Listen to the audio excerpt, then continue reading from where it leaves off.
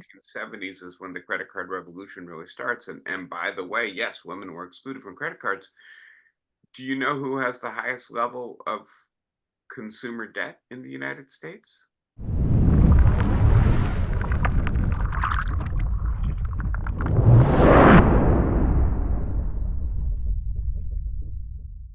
What I have been talking about on the Minerva platform for quite a while now, which is basically what economists call the curse of wealth, but it's a question about whether or not we can grow the economy without creating inequality. And if we can't, then what we do about it. And so I'd be happy to talk about either of those things or whatever anybody else wants to talk about.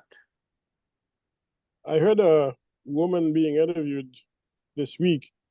She was introducing the notion of limiting how rich people can get. Mm-hmm. I think she had a name for it, but she didn't have like specific proposals, but she thought she should get the conversation going. She's So from some European country. I don't remember now where she's from. Their proposals for wealth taxes. Is that maybe what you're thinking about? No. It's a different notion. It's almost like, I guess, whatever mechanism it is, that somebody should not be worth so many $1 trillion kind of thing. Yeah. I You mean, I don't know if it would be. multi-billionaire? I don't know if it would be in the form of confiscation for obscene amount of wealth or a tax. Yeah. There's an economist at Berkeley, Emmanuel Saez, and he works with Thomas Piketty and others, and he has a proposal for essentially a confiscatory tax, as they call it. Yeah, something like that.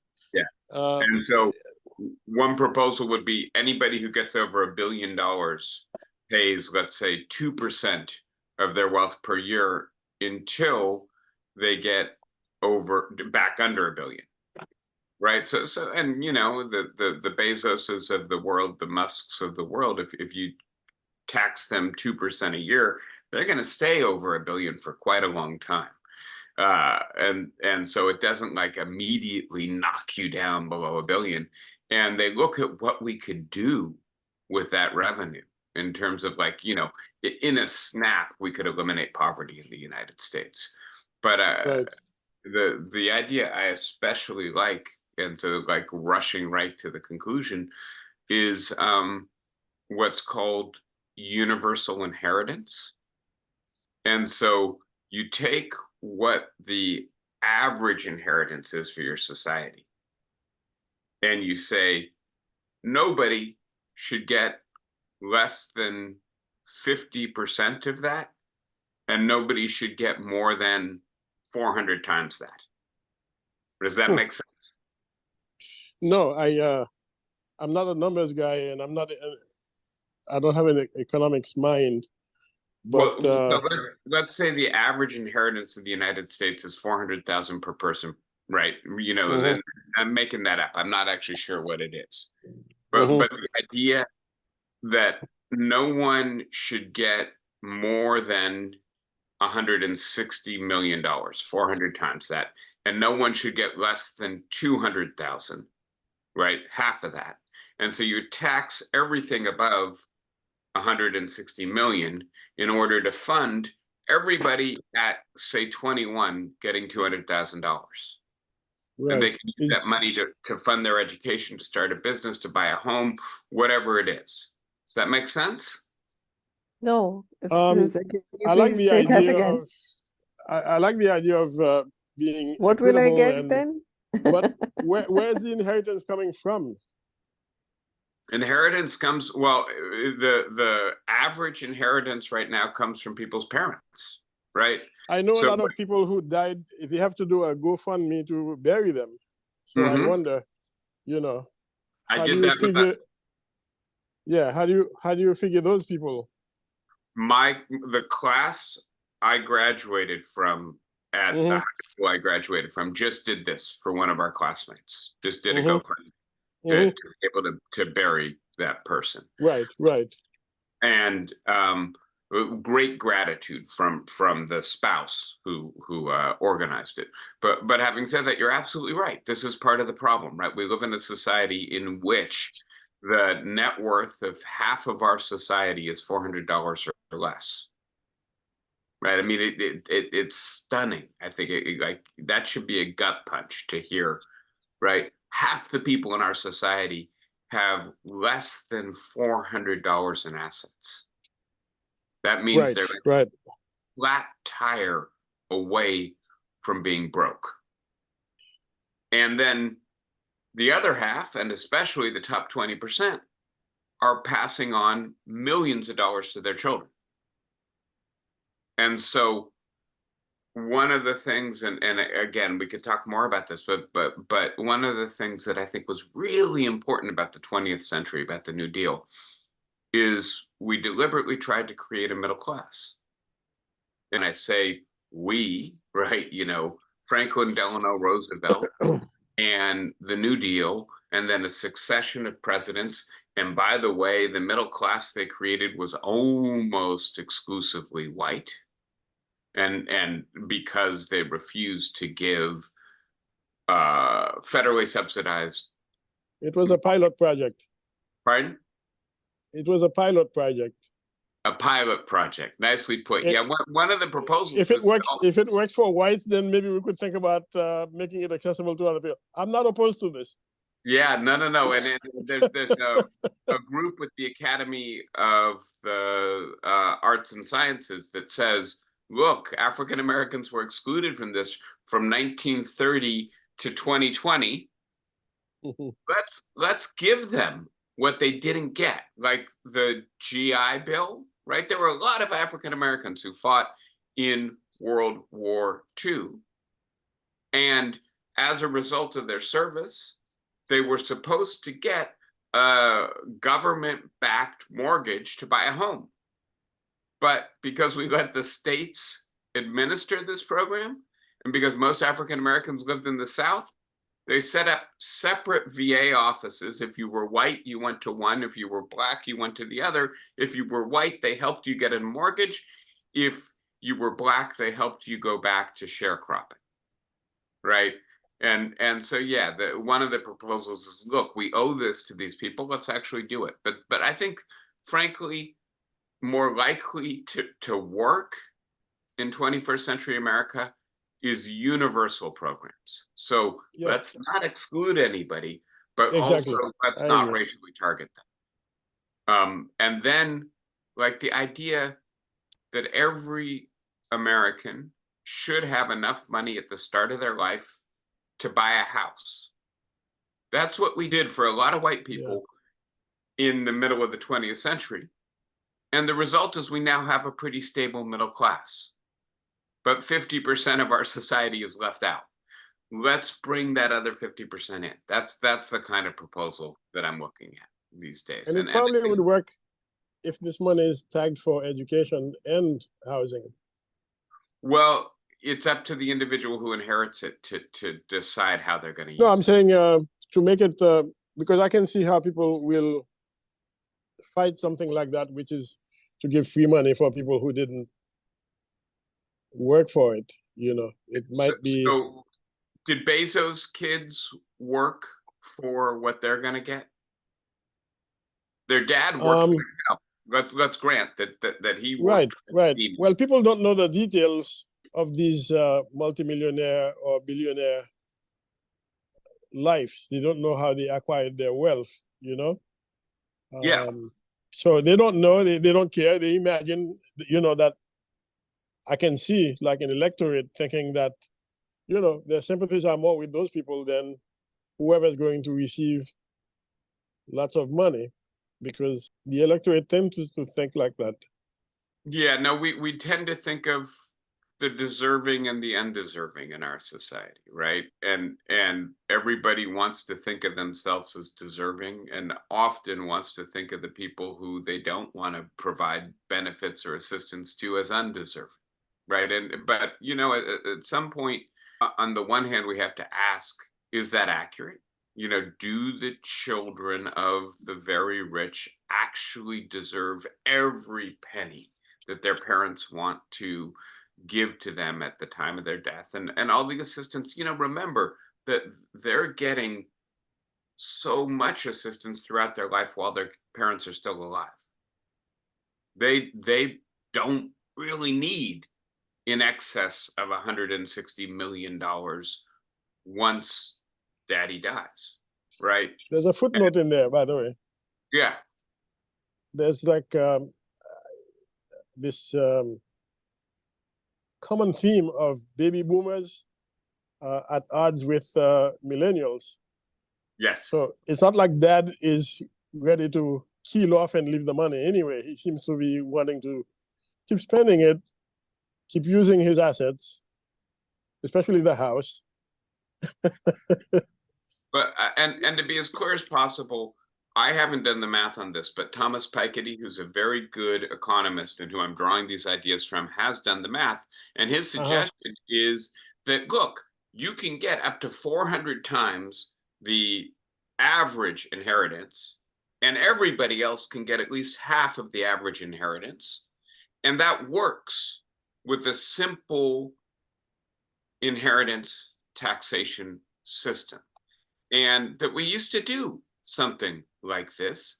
And it's basically hard to gainsay the fairness of it, because why should somebody want more than 160 times what the average is, and think that it's justifiable to deprive somebody of half the average for the sake of getting more than 160 times as much?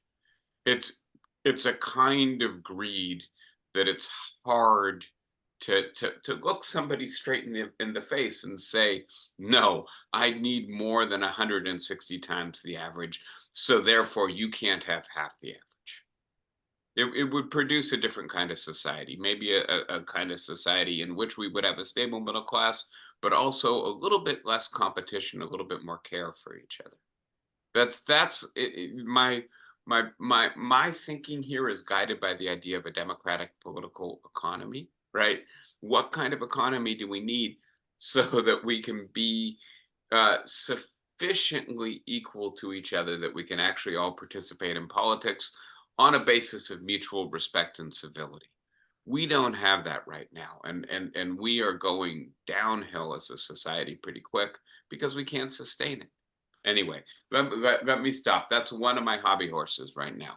Do you want to talk about Biden's age, or what else do you want to talk about? Yes.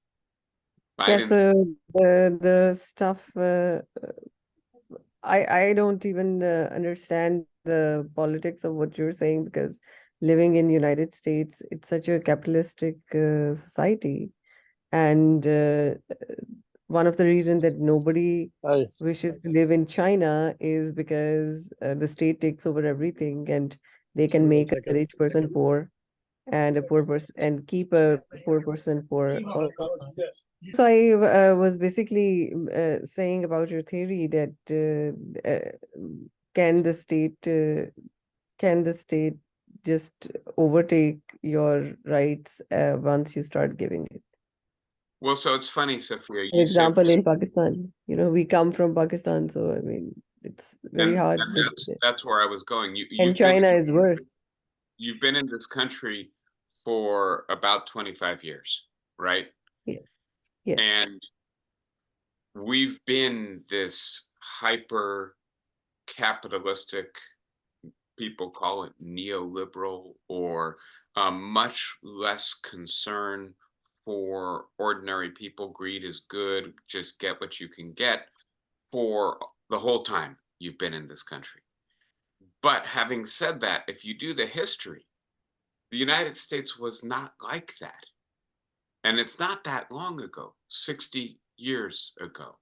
We were much more interested in actually not China, and we'd have to have a conversation about China, but not lawless confiscation of people's resources just because we can, corruption or tyranny, but a tax code that was clearly announced, that you knew what it was going to be in advance, basically didn't change very often, that said, if you make a certain amount, $1 million or more, you're going to pay a lot of money in income tax.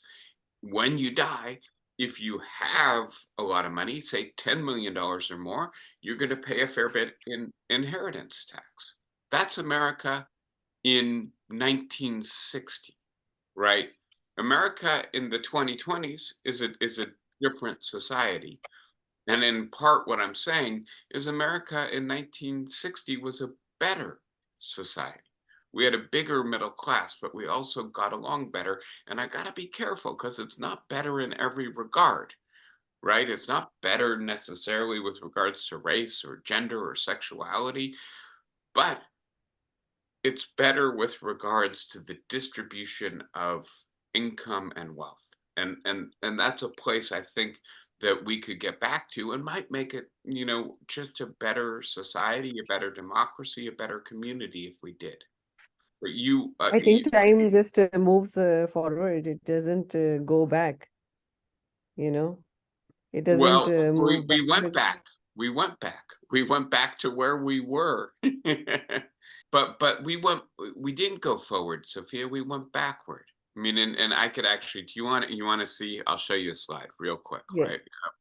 Yes. And I promise I won't do this for long. Okay, so here we go. Now I can show you this slide real quick, and it's that image in the middle, right? Income inequality in the United States. And so if you look at that, Sophia, what you see, right, is that we have, right, gone from being very unequal in what's called the Gilded Age, the 1920s, 1930s, right? That's the share of the income of the top 10%. So they had 50% of the income before the Great Depression. And then the New Deal moved us into much more equal territory. And then slowly but surely, we've climbed up to the same level of inequality that was characteristic of the 1920s. And so I would say back to you, well, actually, it's not the case that, at least with regards to this, history moves all in one direction, as opposed to it, being a matter of politics, how we change our distribution of income over time. It's interesting when you really think about it. There's something that seems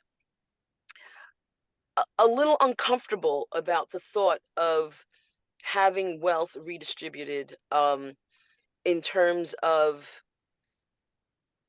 when you think of the whole work ethic of you make what you can make in this country, and the bearers of your fruit or their sacrifices go on to your children. And I guess whenever somebody talks about redistribution of wealth and you think of your hard work and you feel like um your kids or your grandkids are going to benefit from your sacrifices, I feel that there's a knot in your stomach until you hear what's the amount that they want to redistribute.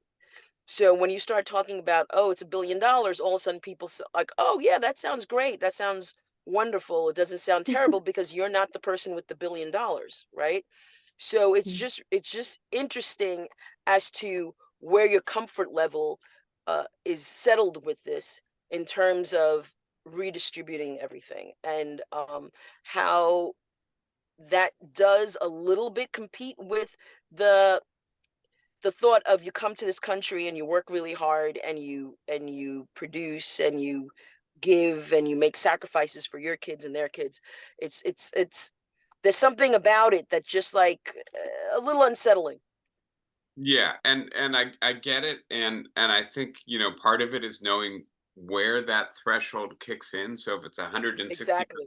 or $1 billion, maybe that makes it a little easier to bear, in the sense that a kid who's inheriting $160 million, they're going to be okay, and let's hope their grandkids are going to be okay too, right? Yeah. That's enough. But having said that, I think the other thing I would just say real quickly, and so we worry. I worry about my son, and I do my best to make sure that there's something that I can pass on to him.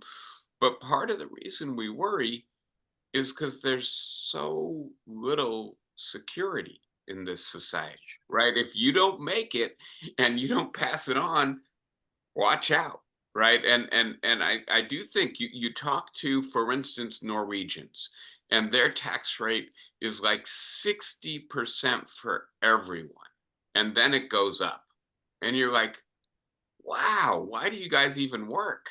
And they say, well, look, the 40% I keep is enough. And it's enough in part because my health care is taken care of. And the government helps to make sure that my housing costs are affordable. And I know I'm going to be secure in my retirement. And by the way, I get 2 months off from work by law each year, and I travel, and so my, like, the 40% I'm keeping, I do good stuff with. And so they're not coming from the place of insecurity about the future that we come from. And I think it'd be better if we could be a little bit more like that, and a little bit less like, I got to keep mine because I'm not sure I'm going to be okay if I don't. That's that. good. That's a very good point. That's a very good point as to when all these taxes are going to come back and reap benefits to you and your kids. So do you really need that much wealth? Yeah, and I'm gonna, like, I'm not trying to share my whole slide show with you, but I want to show one more thing. And this is like kind of tricky social science stuff. So this is what they call status anxiety, and that's what's tricky. How do you measure status anxiety across different societies? But assume that it's something real, right? That you feel anxious about, do I belong? How are people looking at me?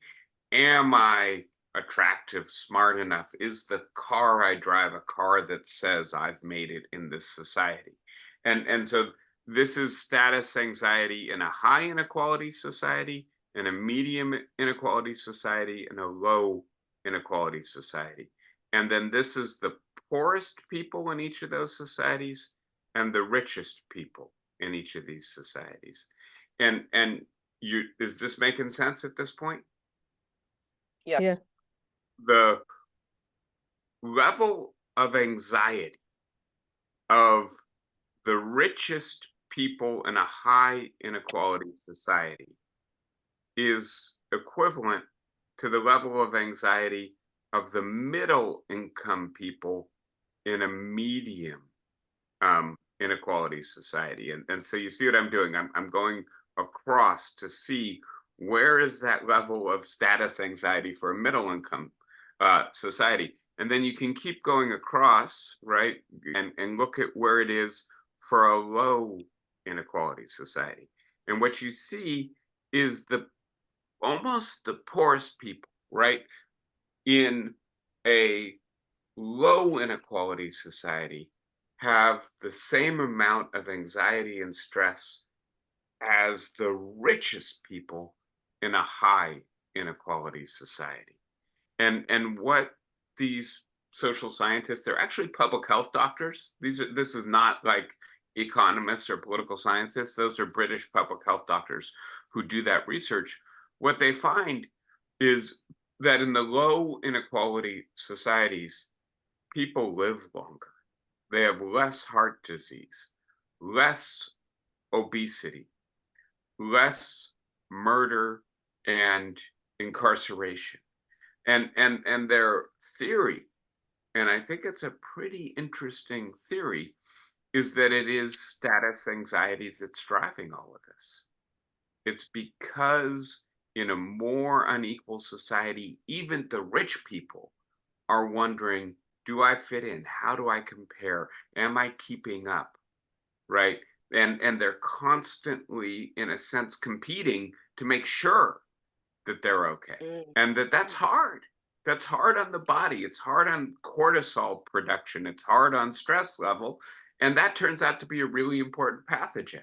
And I know we got more medical doctors than anyone else in on this conversation. I'd love to hear what you guys have to say about that idea that actually, with vaccines and antibiotics and good hygiene, we should be really worried about cortisol, maybe more than anything else.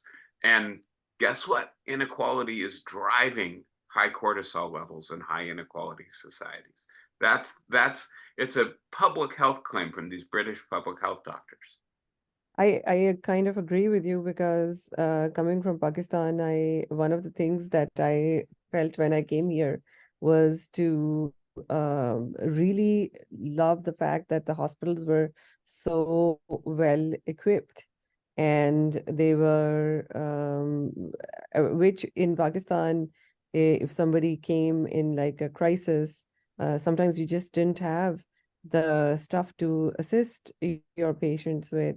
So definitely lifespan is better in a first world country where their money is well spent on public structure and safety of the fellow humans and the communities, which is missing in several of the third world countries. So Yeah, you're right that when you tax, like if you tax like a poor person, but it will not extract as much money than when you tax richer person and spend that money on building the society, which will not only help the poor person but also the rich person and his future generation. So it sounds like a win-win situation. However, I don't think it really works that well in societies because I feel communism and socialist societies have like kind of failed because they somehow snuff the life and creativity out of their publics. And but I don't know if capitalism is also turning out to be a Ponzi scheme because maybe it's going to snuff out, some of the niceness and kindness that it is associated with. and oh, go ahead. No, what I was going to say is in a sense what I'm saying is that they're different kinds of capitalism. That the capitalism the United States had in the middle of the 20th century is different from the capitalism we have in the 2020s. It was, I don't want to be like totally glib about this, but a kinder, gentler capitalism. It was a more egalitarian capitalism. It How still was had, it egalitarian? It was terrible for women. it was terrible for women. It was terrible for African Americans. It was awful for gays, but in terms of the distribution of wealth, it was better. And Women didn't even have credit cards. Our grandmothers didn't have credit cards or anything. well, So but if you're talking about the 1950s, almost no one had a credit card. mm, And so, right, I mean, because credit was a lot harder to come by. 1960s, mhm. 1970s is when the credit card revolution really starts. And by the way, yes, women were excluded from credit cards. Do you know who has the highest level of consumer debt in the United States? It's an easy answer. The poorest people, right? And people who can get access to credit, it's a predatory institution, really, because a lot of poor people can get access to credit, but the people who get credit and use it and end up in debt, they're in the bottom half of the income distribution. And a lot of what they do with that credit is not to buy food. The data on this is really clear. They buy like high screen TVs. I'm sorry, flat screen HD TVs. They buy handbags. They buy shoes. They buy cars. They're buying stuff that says, I'm not as poor as I am, right? They're buying stuff that says, I have a certain kind of status. And they're doing it because they're sensitive to not having that status. Maybe having the shoes and the bag and the suit allows you to get a promotion at work, but you've gone into debt to get it. Anyway, where do you want to go with this, guys? It's a salon. So your next slide was going to be on anti-aging for Biden. Yeah, no, it And wasn't. then I also wanted to bring about that New York Times article that we were discussing in the morning. Well, and so I think there are two things that are like on my mind on this issue. So like the worry is, maybe it's not a worry for everyone, but for a lot of people who don't like Donald Trump terribly much, the worry is that Joe Biden is going to lose this election, and that the main reason that people are not supporting him, not enthusiastic about him, is because they think he's too old. And so what do we make of that issue? And How so old is he? how old is he? He's 81, isn't he? He's going to be 82 if he wins re-election, and so he'll be like 82 to 86, doing one of the most demanding jobs in the world. And so is that just too old?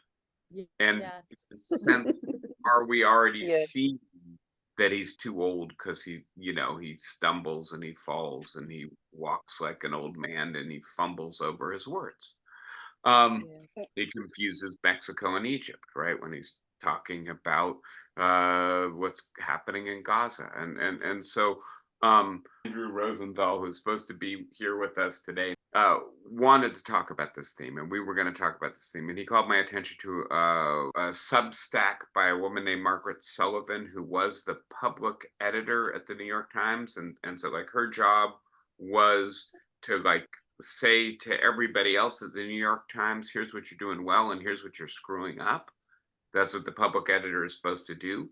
And one of the things she pointed out a lot in 2016 when she was working with the New York Times is we're covering Hillary's emails too much. This is not a big issue. Why are we spending all this time talking about it? And her Substack is Biden's age is like Hillary's emails. It's not actually the big issue in this election, but the press is turning it into a bigger issue than it needs to be or than it should be. And so that's kind of where we were going to jump off and talking about this. I'm just curious, what do you guys think? Is Biden too old? Should he get out of the way? Well, what I, Ezra, go ahead. what I think is really interesting is that what does too old really mean? Meaning, is this maybe for this job one should have mini mentals where we do an assessment of how their cognition and how astute it is, as opposed to focusing on a number. Because I'm not, obviously we have a democracy, but there's been kings that have lived a long time, right? And there was something to be said about people and their wisdom and how sage. And there's something to be said about the fact that we had we have a democracy, and it has three aspects to it, right? So it's not if he's a king, there are checks and balances, right? So the too old aspect really has a lot to do with the fact that we automatically think that there's cognitive decline that's associated with a high number. And the question is that what he's experiencing now? The problem with Biden is that when he talks, sometimes it's not about his age. It's the fact that we see that there's a slowing down in his speech pattern, the interruption of his thought. And we should probably not maybe be talking about, is he too old? Because that's sort of insulting to those that are still, have a high number, and they're very quick as far as their cognition is concerned. So I think it's two separate things, not really about his age, but where is he mentally, and is he adept at what he's doing, and what are they noticing? It's just a very interesting thing, so that's just my commentary. No, that's excellent, and that's exactly what I think as well. And so to be as clear as possible, I teach at retirement communities, and a lot of the brightest whip sharp people are in their 90s or hundreds. I've got a woman who's 101 years old, and she reads everything, and is bringing it all. And she remembers what I said to her 4 years ago, like it was yesterday, right? And so, right, age is a number, mental decline is a process, and it's a complicated process, right? Memory is not one thing. It is like 6 or 7 or 8 different cognitive processes that are located in different networks and regions of the brain. And we tend to just think it's one thing, but some of it actually gets stronger and some of it gets weaker with age, right? And so should we You know, have one of the things that jumps at me with when we talk about Biden's age is that when people are talking about Biden's age, they are kind of comparing him with his opponent, which is Trump. And then Trump seems more robust. He seems more sharper. He seems more energetic, and he seems like ready to give a fight. And it's not like Trump is any younger than much younger. He's like only maybe a few years away from Biden's age. So that's why I basically was saying that yes, age is basically and maybe a number, but so age may be just a number and could be an illusion, but your health and your mental status are very important. Especially Yeah, in Biden's case, it's not age, it's more exactly his mental status, his alertness.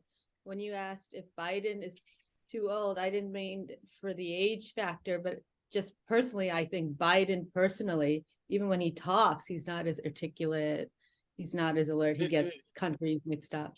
He has like some speech impediment also. So I don't know if it is just his speech impediment or if it is something that, as Curleen was mentioning, that a mental status decline. And then we have also still experiencing some remnants of the pandemic.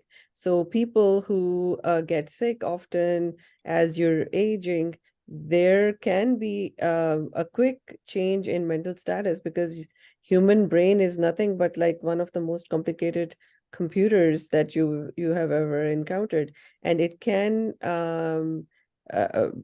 suffer from a decline if the chemical structure of your body changes.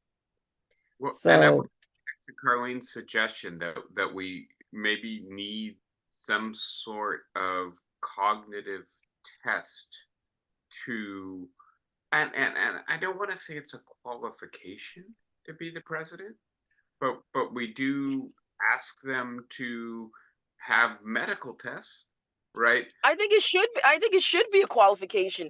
I mean, if yeah. I have an employee coming in, I have them do assessments that they have to do, and I grade them based upon their assessment. So I think that there should be an assessment, for it. Why would we want to have a president running this country that has cognitive decline? Well, and so that would then get to the question, let's say, and what Margaret Sullivan says in the Substack, which is going to be the jumping off point for this conversation, is that if you talk to everybody who works with Biden and you talk to everybody who works with Trump, the people who work with Trump are really concerned that he does not have the mental capacity to be president. And it's not just character stuff, like he doesn't understand the Constitution, he doesn't understand law. It's that his thought process is diminished from where it was 4 years ago. And 4 years ago, people said his attention span was about 2 minutes long, right?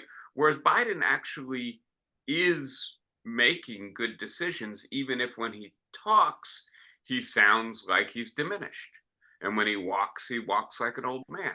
And so one of the questions would be, what do you do when there's a discrepancy between the optics, right? Trump has a dark energy to him. He's really taking it to Nikki Haley and Joe Biden and his opponents.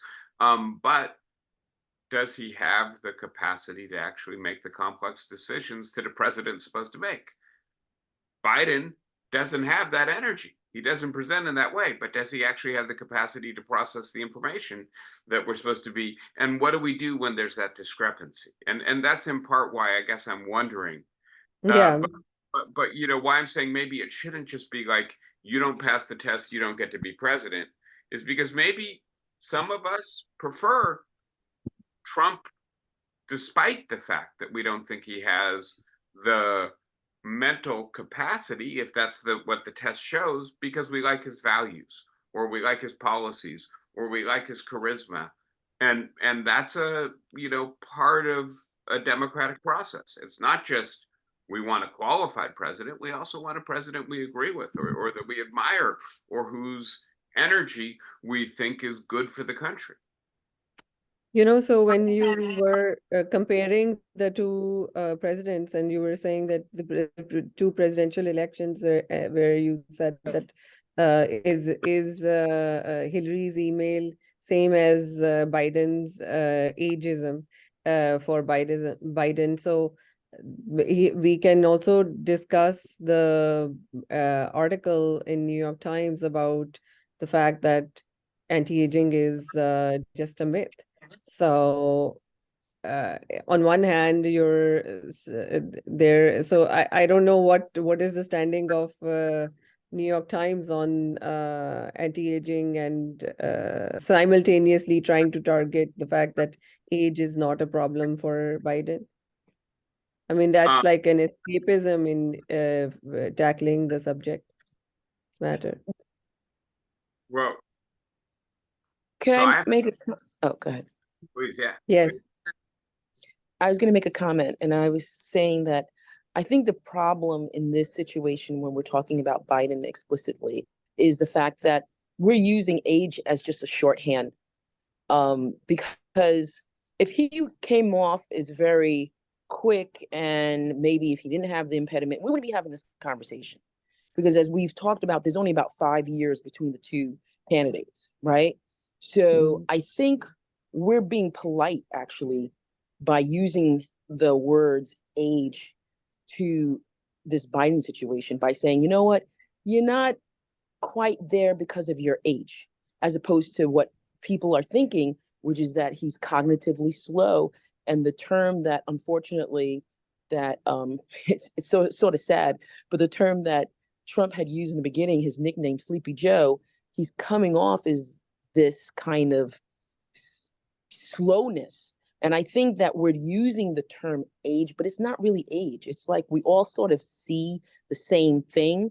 And I think that's what they're using is age, just sort of a nice excuse. Just, you know, nobody wants to say, oh, you seem like he's slow. He seems like he's demented. He seems like he's not with it. There's times where there's gasp. They don't want to say that. So I think we're using the term age, but that's sort of Somebody should send Biden also the Regeneron infusion that Trump gets.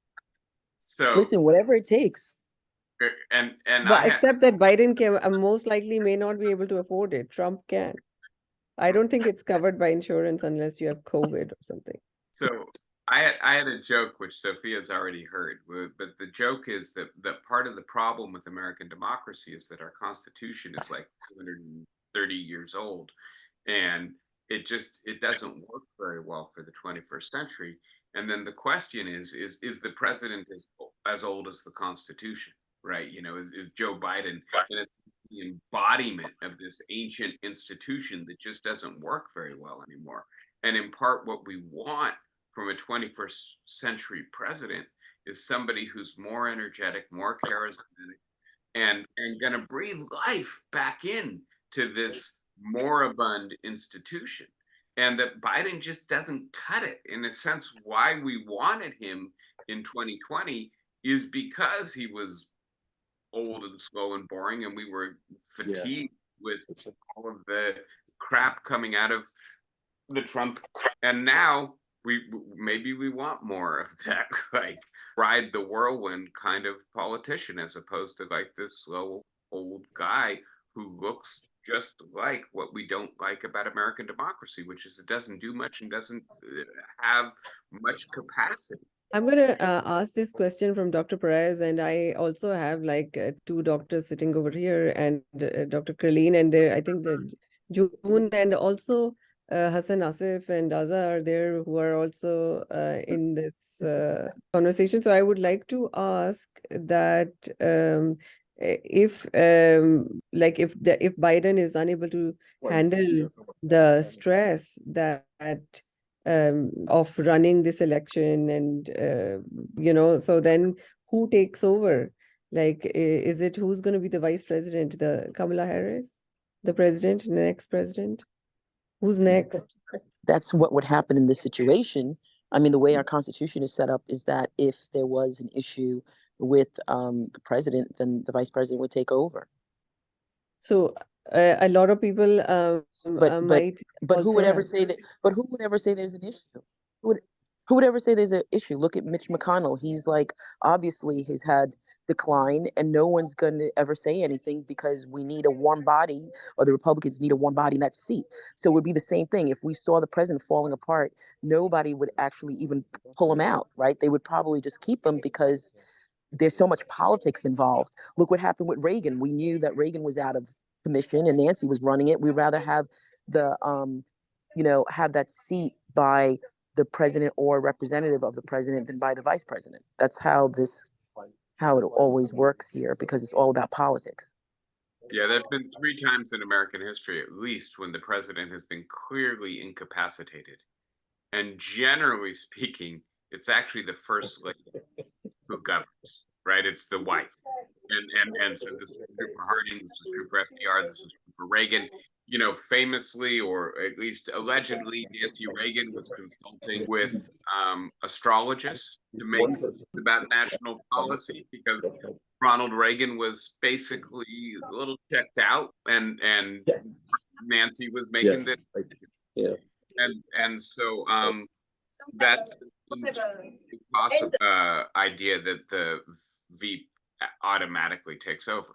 I think unless the president is actually dead, Right. that you're not going to find the vice president taking over for any reason, just because of the politics that are involved and Yeah, how much dead or you know impeached or effort is something being like that. Yeah. You know, it's interesting because we've had a Pope resign, right? 5-6 years ago. First time that's ever happened, right? As opposed to dying in their robes in the office, right? I wonder, I don't know, would Biden potentially say, look, I've done what I wanted to do, and maybe that's 2 or 3 or 4 years from now, but in a sense, let Kamala Harris run as the incumbent, having been in the office for a year or 2. I wouldn't be surprised if he did that. And that would never happen. Look what happened with Ruth Bader Ginsburg. Yeah, right? and I'm thinking Dianne Feinstein, I mean, and we could keep going through the examples here. I'm not sure what the scenario is. I don't want to say just because Ginsburg, McConnell, Feinstein, Reagan, FDR, there's a long list, right, who've all done this. Doesn't mean that Biden's got to do it. So my sense is that if we're talking about Biden's age, it's not because he's incompetent or slowing down or incapable of handling the stress. It's because we are worried that our institutions don't work very well anymore. And we want somebody who's energetic enough, who's forceful, willful enough to make them work. And Biden doesn't seem to fit the bill. And that's a real problem. And we shouldn't conflate it with age. The question is not, is Biden incapable of making good decisions? At least as I see it, there's some pretty good evidence. He's had a pretty successful 3 years in the presidency. You may not like his politics, you may not like what he's done as president, but you wouldn't say that the problem is that he hasn't been able to handle the office.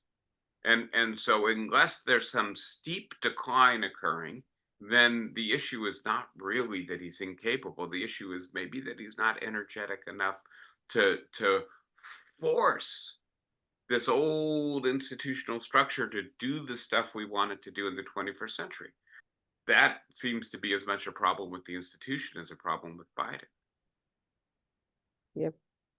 Well, thank you, David. We will carry on with the conversation next week and for the part 2. But definitely, hopefully by that time, we will have also Andrew's input into this. Well, thanks to all of you for joining us and being flexible about the start time, obviously. This was a fabulous conversation, by the way. Thank you so much, We'll- Carolina. Thank you Thank for you. you brought a lot Thank to it. you. Yeah. Thank you. Thank you. Thank you, David. Thank Thank you. you, everybody. Hey, guys. Bye.